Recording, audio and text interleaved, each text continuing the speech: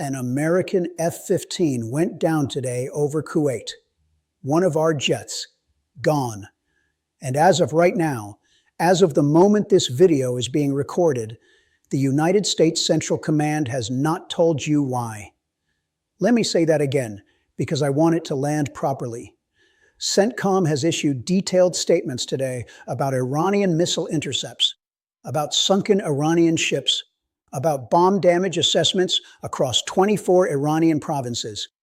They have been very busy talking about a lot of things, but about a downed American F-15, about one of the most advanced fighter jets ever built, falling out of the sky over Kuwait on day 3 of Operation Epic Fury. And I have been around long enough. I remember Vietnam. I remember the Gulf War. I remember the early days of Iraq. To know that when the Pentagon goes quiet about something specific, in the middle of talking loudly about everything else, that silence is not an accident. That silence is a decision. And the decision to stay quiet, always, means that what actually happened is more complicated than what they want to tell you right now. So today, we are going to do what this channel does. We are going to go through the confirmed facts, the video evidence, the competing claims, and the one question that nobody in Washington seems eager to answer. Who shot down an American F-15? Because the answer to that question matters enormously. Not just as a news story, not just as a military footnote. It matters because if Iran successfully shot down the most capable fighter jet in the region, a jet with a perfect combat record spanning decades, then everything you've been told about how this war is going needs to be reconsidered. Right now, tonight. And if it wasn't Iran, if the videos are showing us something else entirely, that might actually be worse. Stay with me. March 2nd, 2026, Kuwait, an American F-15E Strike Eagle goes down. Let's start with what is not in dispute. Videos circulating on social media, and I've watched them multiple times, frame by frame, show a twin-engine jet descending in a way that is not a controlled flight path. This is not a pilot choosing to land. This is an aircraft coming apart. At least one crew member ejects by parachute. The chute opens. The pilot survived. That much is confirmed. The pilot is alive and was recovered. Here's where it gets complicated immediately. Iranian state TV, the SNN channel, claims that Kuwaiti security forces briefly detained the ejected pilot before he was transferred back to American custody. The U.S. military has not confirmed or denied that detail. Now, the F-15E is a 2-seat aircraft.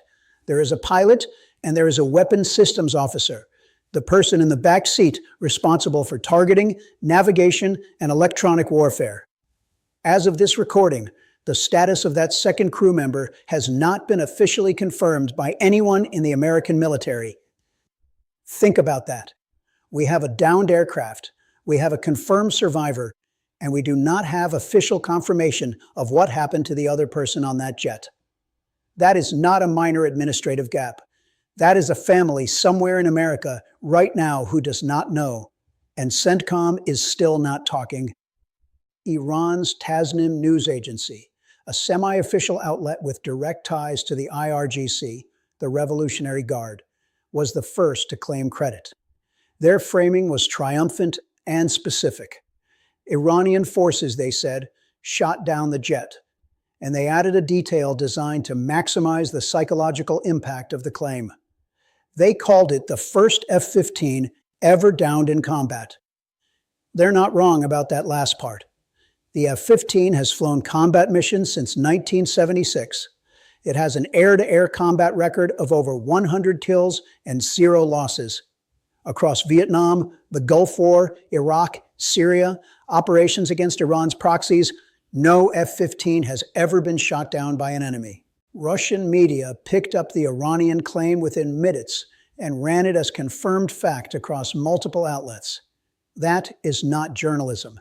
That is information warfare. But the amplification matters because for audiences in the Middle East, in Russia, in China, in every country watching this conflict, The Iranian version of events is already the dominant narrative. While Washington is silent, Tehran is broadcasting. Now, here is the critical question that I want to push on directly. Does Iran actually have the capability to shoot down an F-15E at combat altitude? This is not a rhetorical question. It has a real answer, and the answer is possibly. The opening phase of Operation Epic Fury specifically targeted Iran's air defense infrastructure. The S-300 batteries, the Bavar 373 systems, the radar networks. The whole point of those first strikes was to degrade Iran's ability to threaten American and Israeli aircraft. CENTCOM has been briefing that those strikes were successful, that Iran's air defense capability had been substantially reduced. If Iran shot down an F-15E on day 3 with a substantially degraded air defense network, one of two things is true. Either the degradation was not as complete as the briefing suggested, or Iran has air defense capabilities that the briefings didn't account for. Either way, that is a problem, a serious one, and it is a problem that affects every American pilot flying missions over this region right now, tonight. But there is another possibility, and it's the one that the videos are pointing toward, and it might be the reason CENTCOM isn't talking. I want to be careful here, because this is where analysis has to be honest about its own limits. I am not a missile engineer. I am not a weapons systems analyst. What I can do is tell you what people who are those things have been saying in the hours since this video started circulating. Several military analysts and open source intelligence accounts, people with documented track records of accurate battlefield analysis, have been examining the crash footage closely. And what they are describing is making people uncomfortable in ways that the Iranian shot-it-down narrative does not. The explosion pattern visible on the aircraft in the videos, according to these analysts, is described as characteristic of a solid-fuel air defense missile hit. So far, that sounds consistent with the Iranian claim. But here is the detail that changes the picture. The smoke signature, the detonation pattern, the angle of impact. Multiple analysts are saying these are more consistent with a short-range surface-to-air missile than with the kind of long-range system Iran would need to engage an F-15 at combat altitude. And short-range surface-to-air missiles? Those aren't just in Iran's arsenal. Kuwait operates Patriot air defense batteries, NATO standard systems, American-made, American integrated, operated by allies who are actively firing interceptors in a dense, multinational air defense environment that currently involves the United States, Israel, the United Kingdom, Kuwait, Bahrain, Jordan, Saudi Arabia, and others. All of them with radar systems active, all of them with missiles in the air. When you have that many countries firing that many interceptors in that compressed geographic space, the risk of what military planners call a blue-on-blue incident, friendly fire, goes up dramatically. This is not speculation. This is documented military history. In the Gulf War, 9% of American combat deaths were caused by friendly fire. In the early days of the Iraq invasion, friendly fire incidents occurred repeatedly before coalition identification systems were fully synchronized. In every complex multinational air operation ever conducted, the first days are the most dangerous, not just because of the enemy, but because of the chaos of coalition coordination. If this F-15 was hit by a Patriot battery, by an Allied system operated by Allied forces in an honest and tragic case of misidentification, that would explain the CENTCOM silence immediately. Not because they are trying to cover up a crime, but because confirming friendly fire in the middle of an active war, while trying to maintain coalition cohesion, while Iran is broadcasting its own version globally, that is a communications nightmare that no military public affairs office is equipped to handle in real time. And so they go quiet. And in going quiet, they hand Iran the narrative. I am not saying friendly fire is confirmed. I am telling you it is a serious possibility that the video evidence supports. And I am telling you that the American public and the families of every aviator flying missions right now deserve to know which one it is. let me tell you something about information warfare, because I think it's important and I think it's being underappreciated in the coverage of this specific incident. Iran is not trying to win this war militarily. Iran knows it cannot match American and Israeli air power in a sustained exchange. What Iran is trying to do, what it has always been trying to do, is win the narrative, win the perception war. Make the cost of this operation feel higher than it is. Make American support for the operation feel fragile. A downed F-15, broadcast globally, framed as the first ever combat loss of America's most capable fighter, is the single best piece of content Iran could possibly produce for that narrative. It doesn't matter if it's true.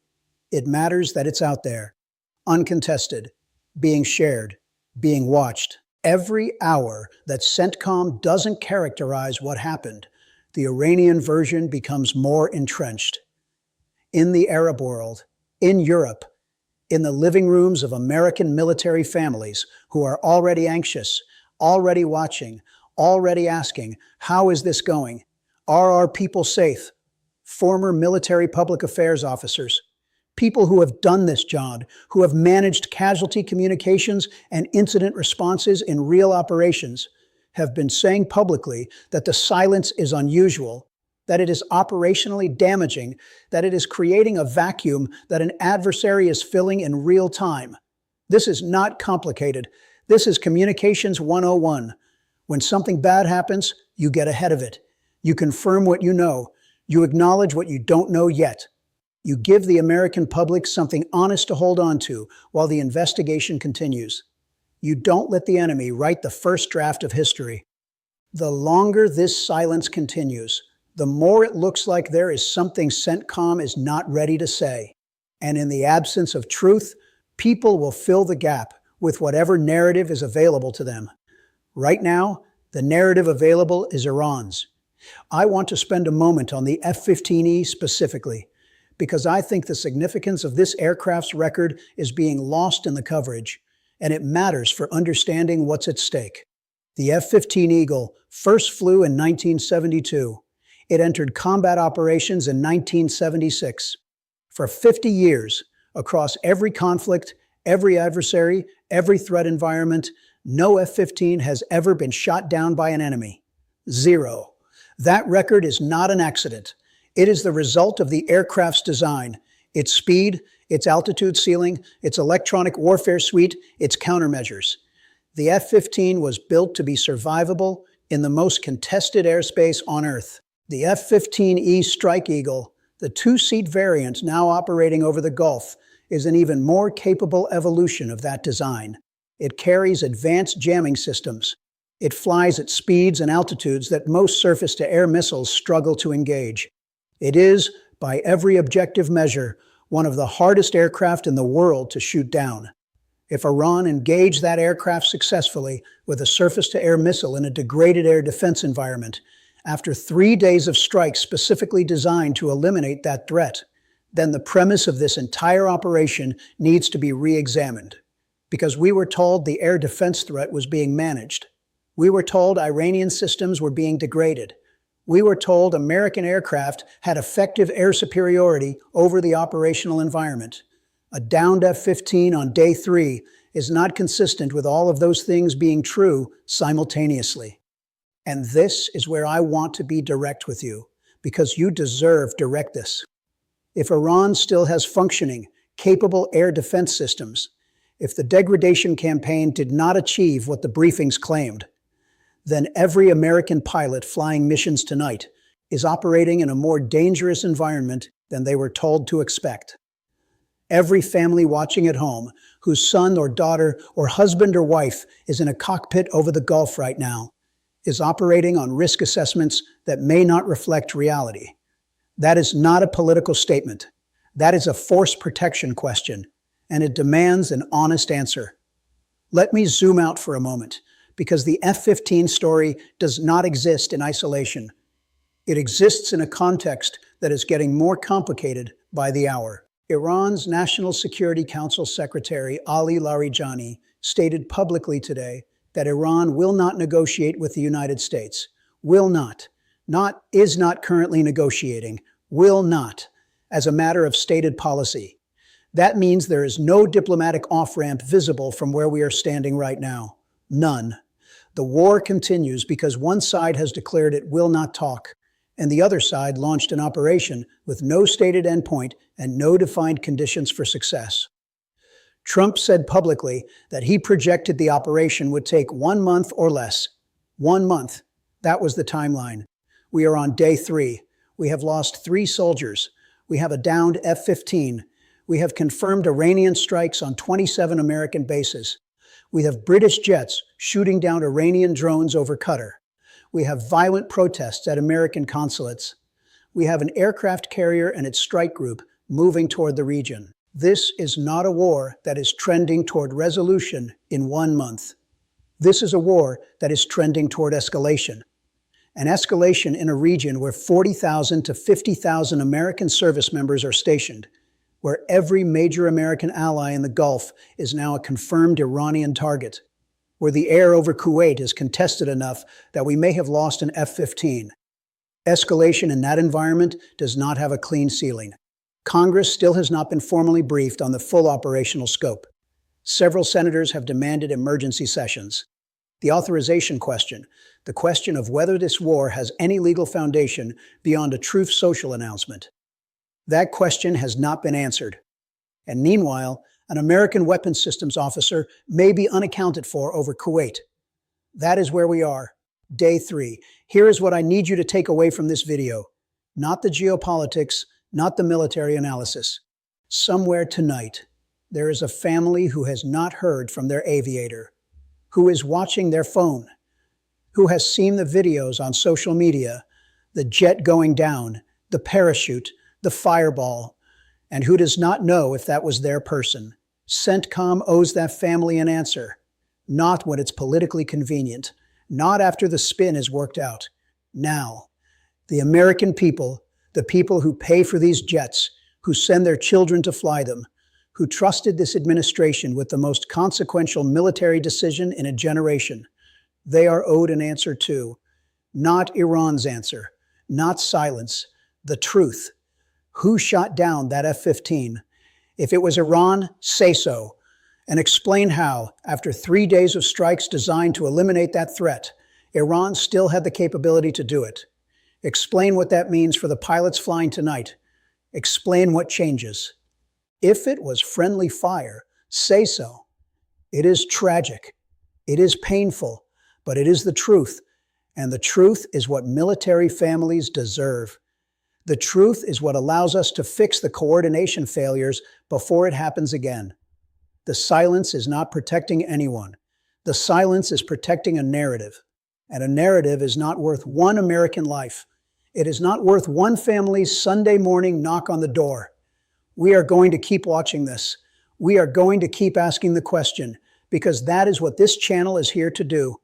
Subscribe if you haven't. Hit the bell, because this war is moving faster than the news cycle can track, and the next development, whatever it is coming soon. And when it does, somebody needs to be here asking the questions that Washington isn't answering.